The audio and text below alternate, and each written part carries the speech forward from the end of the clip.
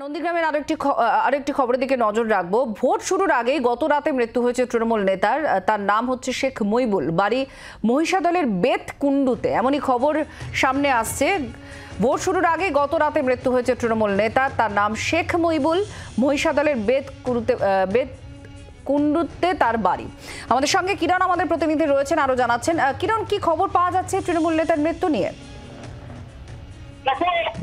আগে গতকাল রাত্রিতে এই তৃণমূল নেতা মইবুল, তার সঙ্গে তৃণমূলের বেশ কিছু কর্মীদের সঙ্গে তার বচসা হয়েছিল, গন্ডগোল হয়েছিল, যে কারণে তাকে তার উপর উৎসাহ হয়েছিল, এমনটা অভিযোগ হয়েছে। এবং পরে তার উপর চড়াও হয় এবং তৃণমূল আশ্রিত বিজেপি আশ্রিত গোষ্ঠীতে তাকে মারধর চালায়, এমনটাই অভিযোগ।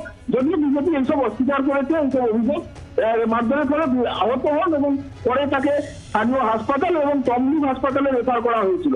রাতেই তার মৃত্যু হয়েছে এবং এই মৃত্যুর ঘটনায় এলাকায় একটা ভোটের মুখে চাঞ্চল্য, উত্তেজনা তৈরি হয়েছে এবং এই মারধরের ফলে মৃত্যু হয়েছে। এলাকায় টহলদার পুলিশ এবং আধাসামরিক বাহিনী রয়েছে। ঘটনাটা ঘিরে একটা উত্তেজনা সৃষ্টি হয়েছে। তৃণমূল কিছু বলছে? দেখো, তৃণমূল কংগ্রেসের পক্ষে অভিযোগ করা হচ্ছে যে বিজেপি এই ধরনের এলাকা দখলের জন্য এই ধরনের মারধর চালিয়েছিল, যার কারণে মৃত্যু হলো তৃণমূলের এই নেতার।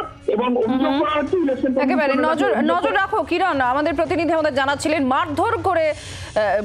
মারধর করার ফলে মৃত্যু হয়েছে, বিজেপির দিকে অভিযোগ করছে তৃণমূল কংগ্রেস।